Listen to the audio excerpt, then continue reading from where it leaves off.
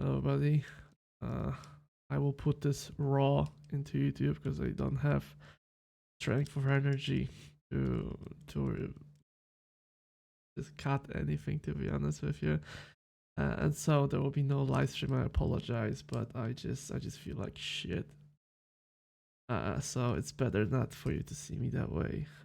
But that is one thing that I apologize for no live streams. The second one is I reviewed all the content, all the videos I've made from our last live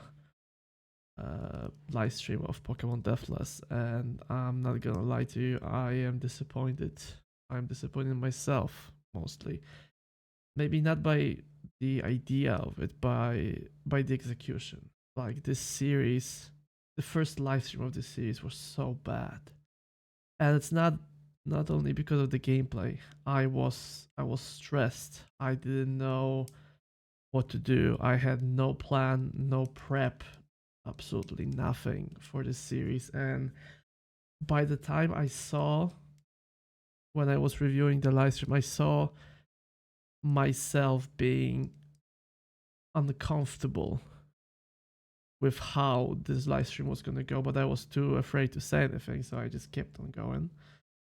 And I believe we're going to put the series on hold.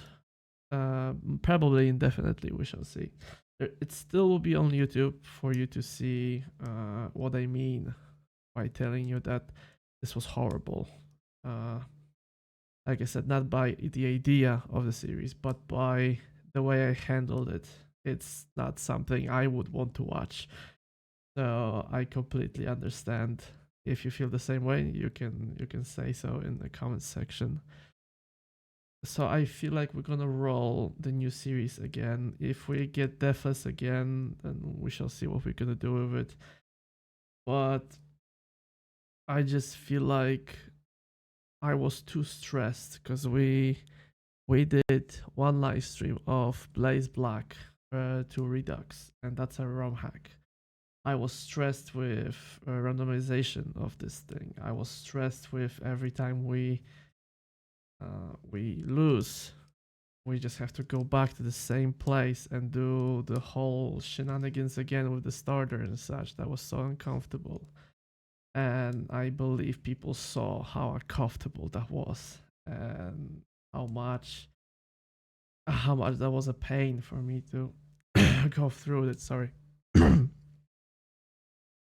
I believe the best thing I can do right now is to just start something new. I'll have the whole week because right now I'm recording this like half an hour before the actual live stream should have been live. So I'll have a whole week to first of all get better because I am not feeling like playing anything, and I hope by Monday, by the 7 days live stream, this will go away, at least most of it. But like I said, I just feel like we should restart. We should roll again.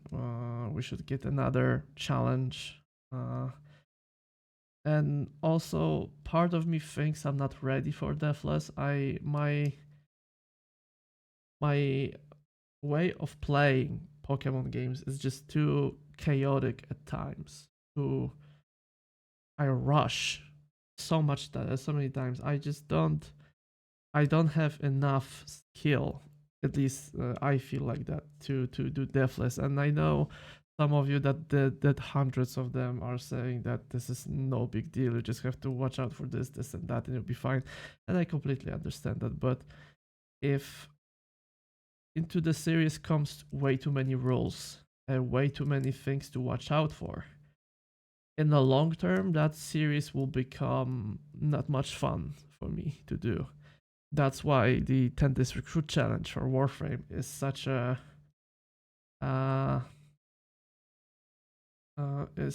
thing that happens so rarely, because it's a lot of stress, believe it or not. It's a lot of planning. It's a lot of rules to obey. And the 10 days period is about maximum I can give before I stop having fun with it. This is just the way I am, and I hope you understand. And I've been talking for 5 minutes now, so how about we roll this shit and get this over with? I have all the games here that I am willing to play, of course. I'm gonna reshuffle them. First, we're gonna roll the game, then we're gonna roll the challenge. And if we roll the game that I am at least familiar with, I will consider doing Deathless again, at least adding it to the roster. If not, that I'm not even gonna add it in for the reasons I explained earlier. So let's see if we can actually get some doable stuff. Soul Silver, so Deathless goes out the window because this is the game I have never played before. One off. That's kind of incredible. Soul Silver. I believe this is a 3DS game, but it's Gen 4, I believe, again. No, I mean, I'm up until Gen 4.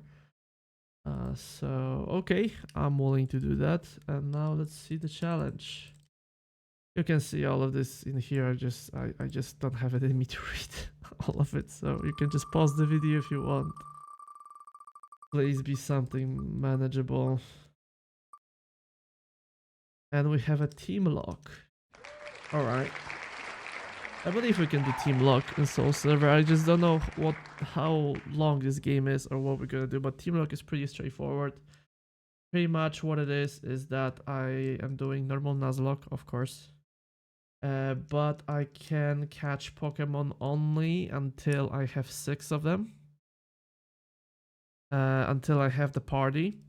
And after that, every single Pokemon I catch goes to the PC. It cannot be used until a Pokemon is fainted. So if I want to switch, I have to let something die. It pretty much means when the Pokemon goes into the team, it cannot be removed. It can only be removed if it faints. So the encounters are pretty straightforward until our first 6. After that, I have to put them in the correct order, and in that order I will just replace the Pokemon that has been killed, basically. So in order to get rid of our starter, we have to lose the game.